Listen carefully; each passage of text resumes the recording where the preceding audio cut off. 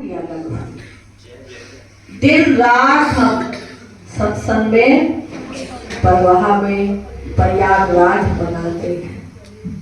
लोग लाखों प्रयागराज में गए और जा भी रहे हैं। गंगा यमुना सरस्वती का वहां संगम है, इसीलिए उसे कहा गया प्रयागराज। और हमारे सतगुरु के चरणों में भक्ति, ज्ञान और मुक्ति का संगम है, इसीलिए इसे कहा गया मोक्ष द्वार। और बैठे हम कहाँ हैं? मोक्ष द्वार। मोक्ष कब मिलेगा? जब पूर्ण सतगुरु का सानिध्य हमारे रोम रोम में बस जाएगा। सत्संग का एक एक वचन हमारे जीवन को बदल देगा। सत्संग हम अरसों बरसों सुनते हैं, जगह जगह हमें सत्संग मिलता है, लेकिन सत्संग के सानिध्य में आकर, सत्संग की संगत में आकर हमने कितना अपने आप को बदल लिया, कितनी हमने नम्रता धारण की, कितना हमने ज्ञान पाया, कितना हमने जीवन को कहां से कहां ले गए।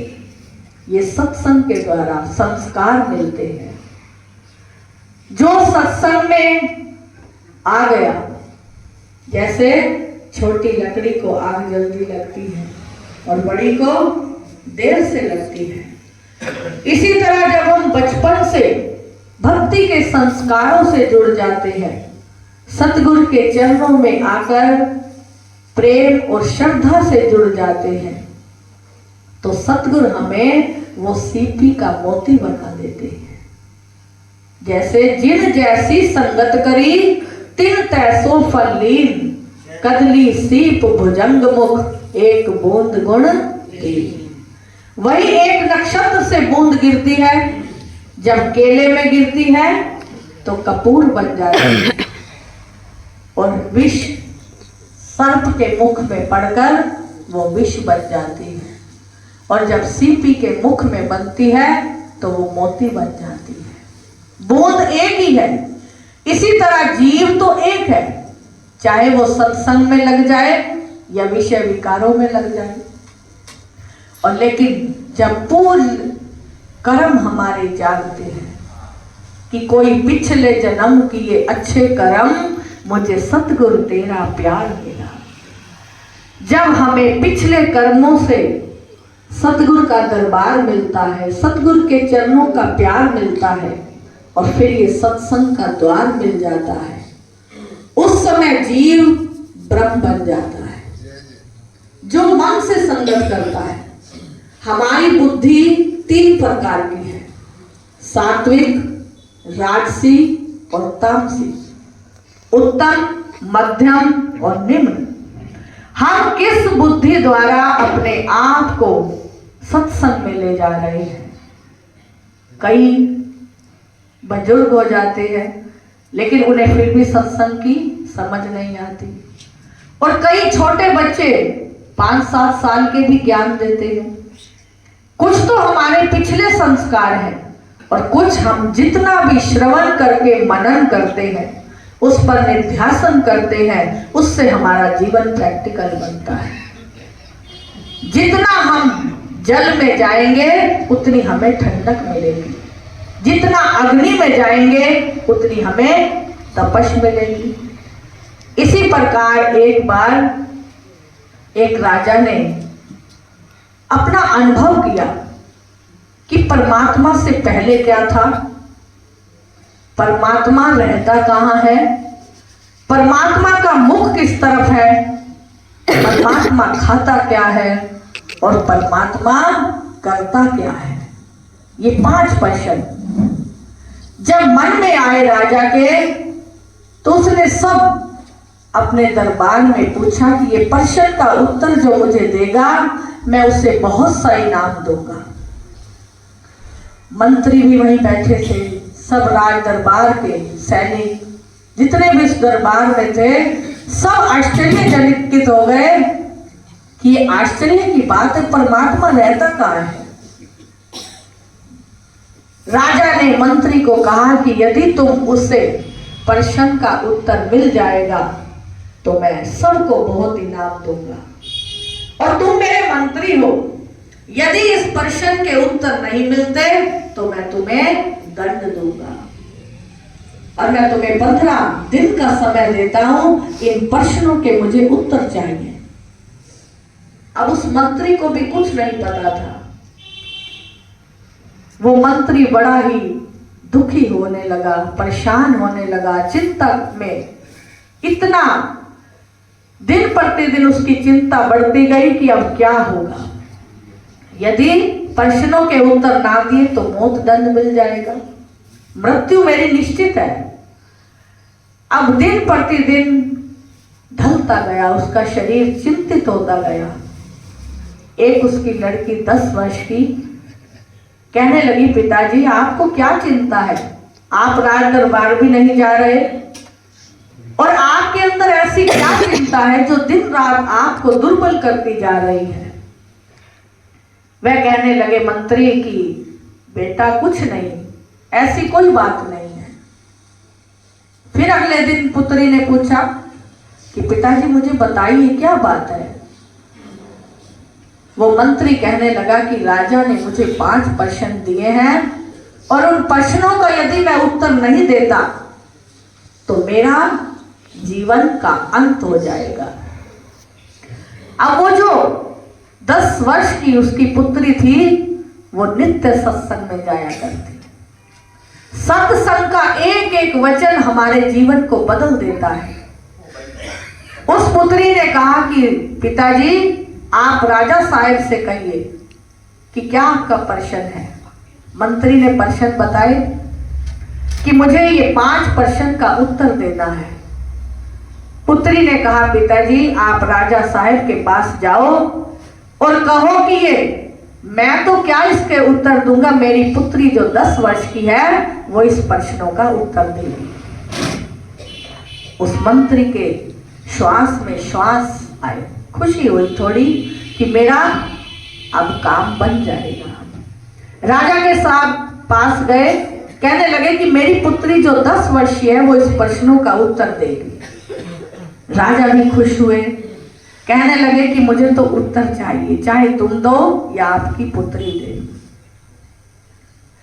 दरबार में आए, राजा ने पहला प्रश्न किया। क्या था पहला प्रश्न?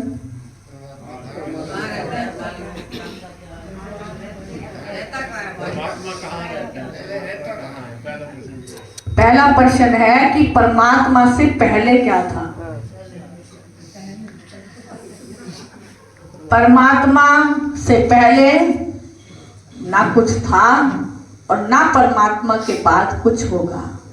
इस सृष्टि के बीच में ही सब कुछ है और सब जीवों के अंदर वो परमात्मा बसता है। उस पुत्री ने कहा कि राजा साहब एक मुझे कायदा दीजिए, जो नर्सरी की किताब है वो मंगवा दीजिए। राजा ने मंगवाई और पहला अक्षर क्या था? ए। वह कहने लगी ना तो ऐसे पहले कुछ है और ना ऐसे बाद कुछ है, ना तो सृष्टि से पहले कुछ था वही परमात्मा था, और ना ही सृष्टि के बाद कुछ होगा वही परमात्मा ही होगा। और हम इस संसार में आ रहे हैं, जा रहे हैं, लेकिन परमात्मा से आगे कुछ नहीं है। राजा संतुष्ट हुआ। राजा ने दूसरा प्रश्न किया कि परमात्मा का मुख किस तरफ है। अब पुत्री ने कहा कि थोड़ी सी लकड़ियां मंगवाइए राजा साहब। लकड़ियां मंगवाई गई, लकड़ियों को जलाया और उस पुत्री ने कहा राजा साहब आप बताओ कि ये अग्नि जो प्रज्वलित हो रही है इसका मुख किस तरफ है। राजा ने कहा कि इसका मुख तो 10 दिशाओं में है, पूर्व पश्चिम उत्तर दक्षिण, और जो और 2-2 कोने हैं उनमें सभी में मुख जा रहा है अग्नि का, आकाश में पृथ्वी में सभी में है। तो राजा और संतुष्ट हुआ। अब पुत्री ने कहा कि राजा साहब तीसरा प्रश्न बताइए।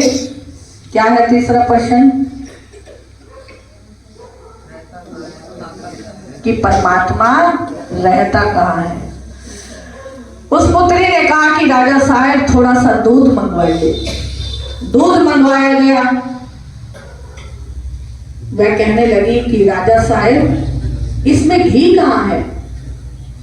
राजा ने कहा कि पुत्री घी ऐसे नहीं निकलता, पहले इसको दूध को गर्म किया जाएगा, फिर ठंडा किया जाएगा, भिगोया जाएगा, फिर इसे जमाकर भिगोकर फिर इसमें घी प्राप्त होगा।